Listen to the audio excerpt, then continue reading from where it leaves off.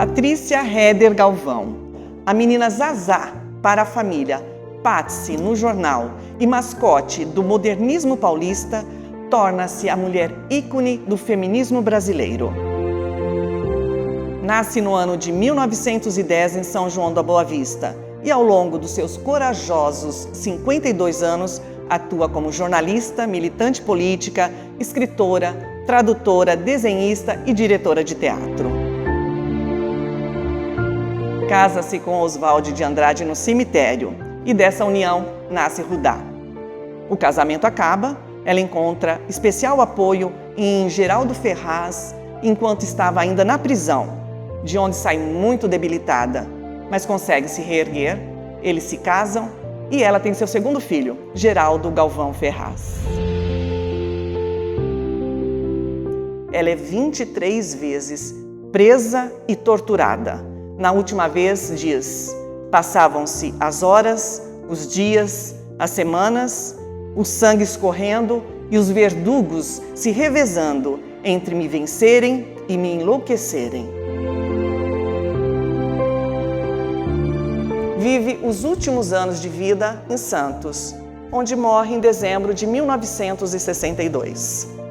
É importante desmistificar a ideia de muito louca como sempre foi vista Pagu e enxergá-la como ela própria se autodeclarava.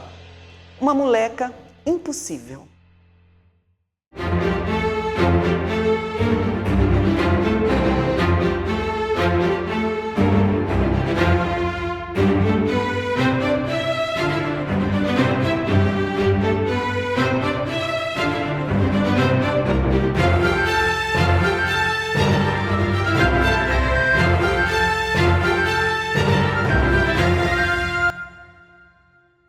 Pagu, a Patrícia Heder Galvão, nasceu em São João da Boa Vista, em 14 de junho de 1910.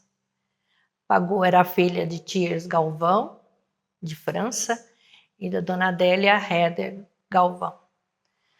A família Heder veio para São João a convite de Dom Pedro II para a construção desse ramo da ferrovia, aqui a nossa parte da Mogiana.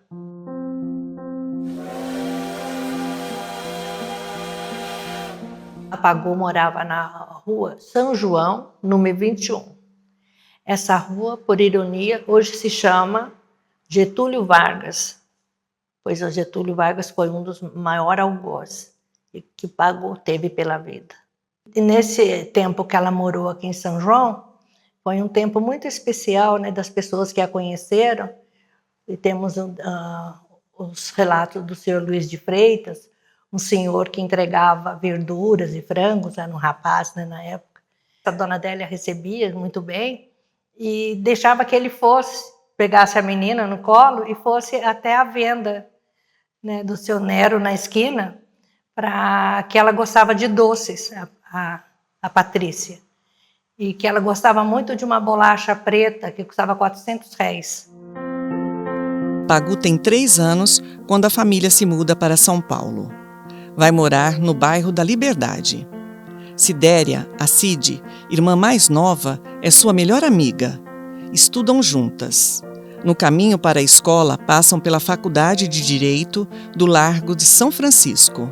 E a Pagu, quando ela chegou na adolescência, ela gostava muito de maquiagem, ela gostava muito de pintar, usava batom escuro, ela gostava já de provocar os meninos. E os meninos, né, ficavam assoviando, e ela adorava aquilo. Tem uns relatos da Sidéria que ela fala, tem coisa que às vezes tinha que passar correndo, tamanho era o assédio, né, na porta da São Francisco, mas a Pagu gostava daquilo, né.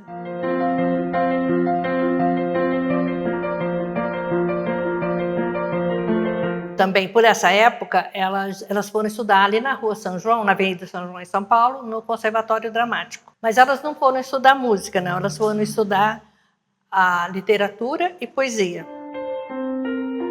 Foi aluna do poeta Mário de Andrade e de outros intelectuais, entre eles Raul Bopp, que a chama de Pagu, achando que o nome dela era Patrícia Goulart. Ele descreve a beleza da jovem no poema Coco de Pagu. Tem olhos moles, uns olhos de fazer doer.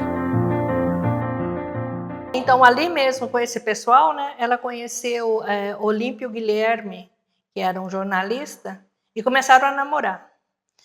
E aí ele tinha uma coluna no jornal A Gazeta e ele deixou que ela participasse dessa coluna. E foi aí que ela começou a escrever.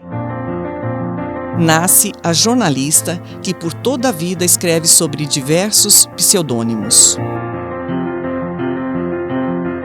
A história dos pseudônimos começou quando ela era muito jovem e escrevia cartas para um jornal, o Jornal do Brás, onde trabalhava o Guilherme Olímpio, que vem a ser o seu primeiro namorado, seu primeiro caso de amor. E é interessante que o pseudônimo Pagu, ela só o usa até quando sai da prisão. Quer dizer, até antes, né? Porque na prisão realmente ela não está publicando. E já mais tarde ela rejeita o pseudônimo Pagu. Ela fala mais ou menos o seguinte, que Pagu já morreu, Pagu foi outra época, que agora ela quer ser conhecida como Patrícia Galvão. No ano da formatura na escola normal, já está entre os modernistas. Fala-se muito que Pagu participou da Semana de Arte Moderna, o que não é uma realidade, porque em 22 ela tinha 12 anos de idade. Então, ela só participou da segunda fase, em 1928, quando ela já estava com 18 anos. Com os modernistas, faz desenhos para a revista Antropofagia. Produz croquis. Fica íntima de Tarsila do Amaral e de Oswald de Andrade, que deixa a artista para ficar com Pagu, numa trama que tem união forjada com o pintor Valdemar Belisário. Pagu e Oswald casam-se num cemitério em 1930. O filho Rudá nasce em setembro do mesmo ano. Viaja para a Argentina, volta ao Brasil e se filia ao Partido Comunista Brasileiro, de Luiz Carlos Prestes.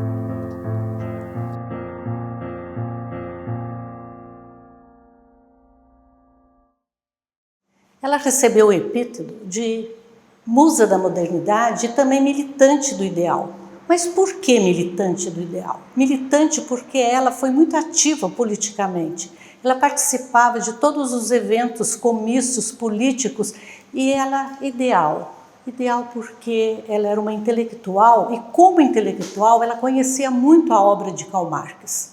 Ela foi uma grande estudiosa e toda a sua vida, toda a sua militância política era baseada na teoria marxista. Pagu escreve a seção Mulher do Povo e cria também uma história em quadrinhos, no jornal O Homem do Povo, editado junto com Oswald de Andrade. A publicação é várias vezes censurada e empastelada.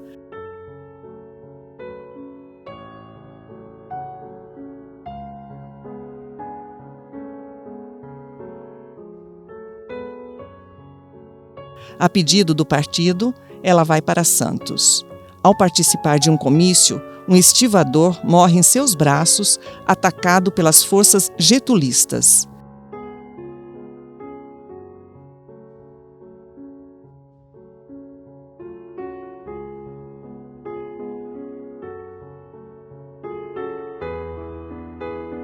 É presa pela primeira vez.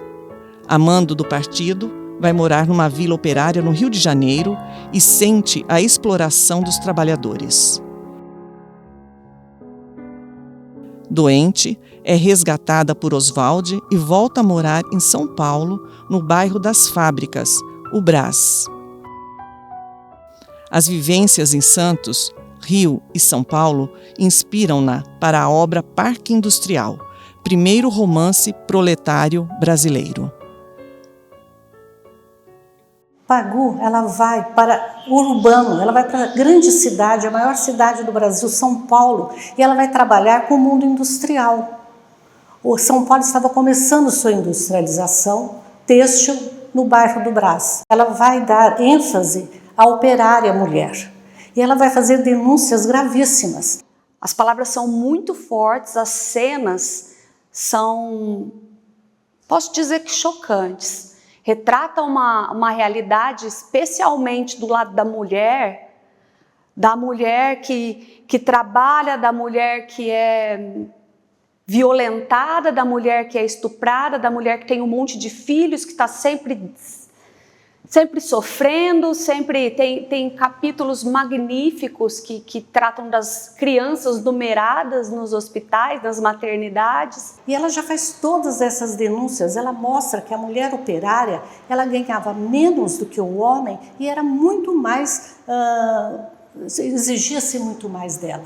Nós temos que lembrar que nesta época, não havia a lei trabalhista, que só vai acontecer em 1943. Ele tem uma carga explosiva muito grande. Essa carga explosiva é tão grande, mas é tão grande, que quando o livro é lançado, o que nós chamamos de direita foi contra, não tenho nada a ver com isso. Não. E o Partido Comunista, da qual ela era afiliada, achou que esse livro, a carga explosiva era muito grande, não quis assumir. Então, o Partido Comunista obriga a usar um pseudônimo. Ela vai usar o pseudônimo de Mara Lobo.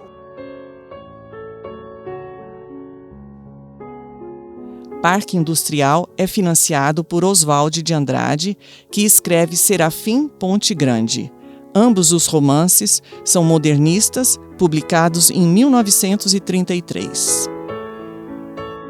Eu sempre fui fascinada pelas vozes que ecoam no bastidor daquilo que é conhecido. E a Pagu, aqui em São João da Boa Vista, era uma figura que eu estudava na escola, mas eu estudava pela pessoa que ela representava e não conhecia nada da literatura dela. E eu decidi, então, estudar a literatura da Pagu. Escolhi a obra O Parque Industrial e passei a estudá-lo em comparação à obra Serafim Ponte Grande, do Oswald de Andrade. Ele escreve o livro retratando o início da década de 20 e ela já um pouquinho, 4, 5 anos depois, é o retrato do Brás, do Parque Industrial de São Paulo. Eles se complementam, eles são completamente diferentes. Mas há quem diga que o personagem principal, o Alfredo Rocha, do Parque Industrial, é um retrato do Oswald de Andrade. A Pagu escreve para resistir, Oswald de Andrade escreve para desestabilizar. Ela com a urgência do oprimido, ele com o sarcasmo do intelectual rebelde.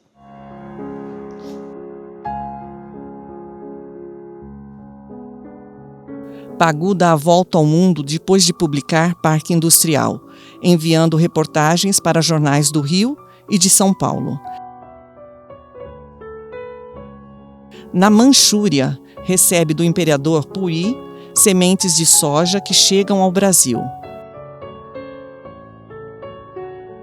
Vai a Moscou e Paris.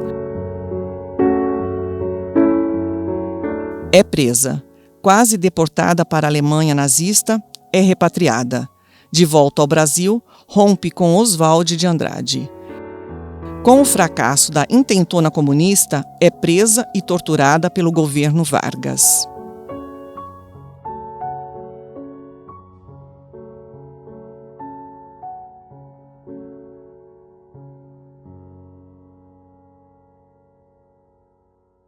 Presa, obviamente, ela não poderia escrever para jornais como de hábito, mas ela lia muito dentro da prisão.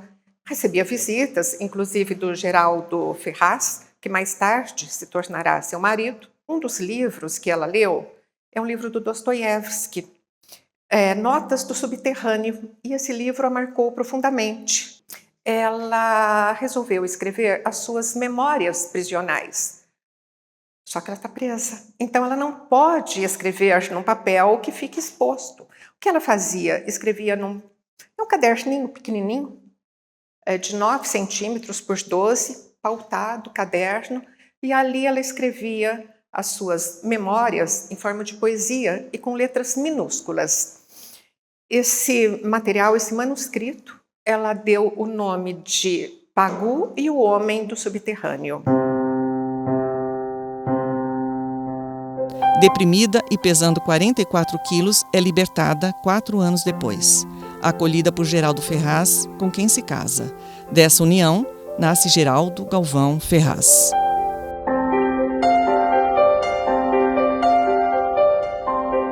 Em novembro daquele ano, ou um pouco antes, ela começa a escrever, aí já é datilografado. Ela escreve uma longa carta para o Geraldo Ferraz, seu marido. Ela relata tudo aquilo que ela passou desde os 12 anos de idade, a sua iniciação sexual, a sua vida particular, sua adesão ao movimento modernista, o seu relacionamento com Oswald de Andrade, e conta até o período que ela faz aquela turnê, né, pela Europa e Ásia, e ela para no momento em que ela chega na Rússia e se decepciona. Mas o que mais me chama a atenção é o início da carta, em que ela se mostra uma mulher absolutamente idealista e que só queria fazer o bem, e que em tudo ela se entregava completamente. E mais tarde, depois que ela morre, ela vai ser chamada pelo próprio marido, né, pelo viúvo. 3 dias após a morte dela, ele escreve um artigo chamado Militante do Ideal. E é essa imagem que nós temos de Pagu, né, nesse período recém-saído da prisão.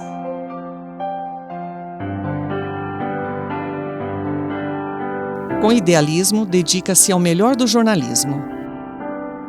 Produz para jornais de São Paulo, do Rio e para agências internacionais. Escreve contos, crônicas literárias,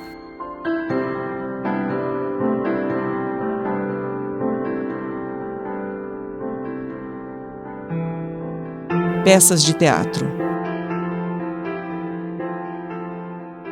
Fracassa na tentativa de se eleger deputada pelo Partido Socialista. Em 1954, volta para sua amada Santos.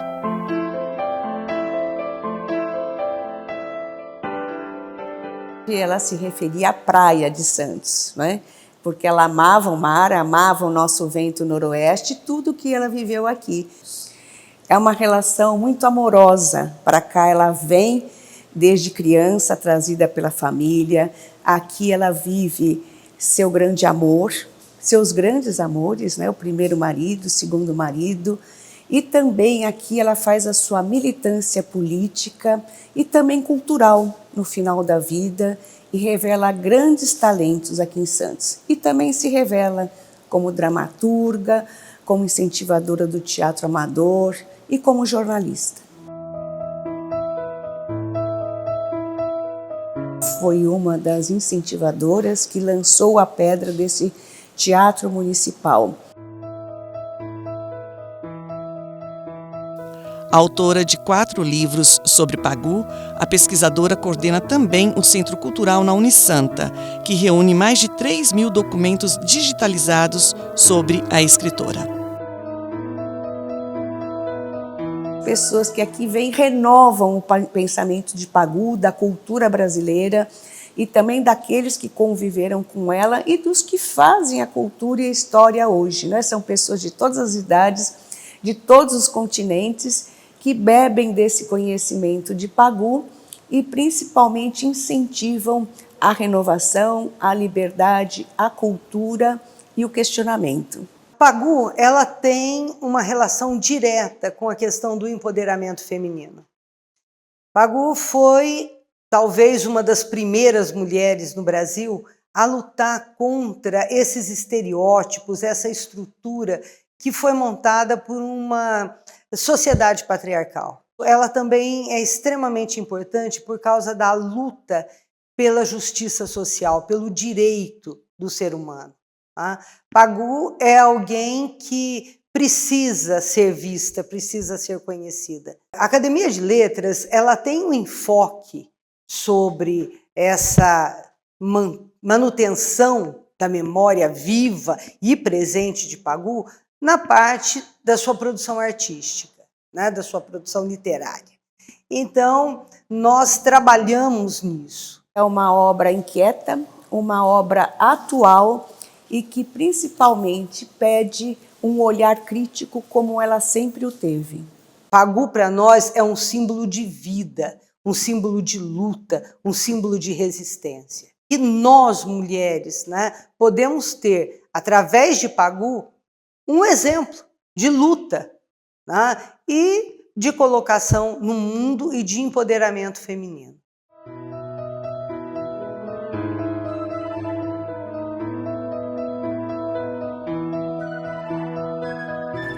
Paixão. Idealista. Só. Liberdade. Empoderamento. Coragem. Inesgotável. Para quê? Para que procurar o finito no infinito? Para que fincar barreiras se eu tenho toda a extensão para voar?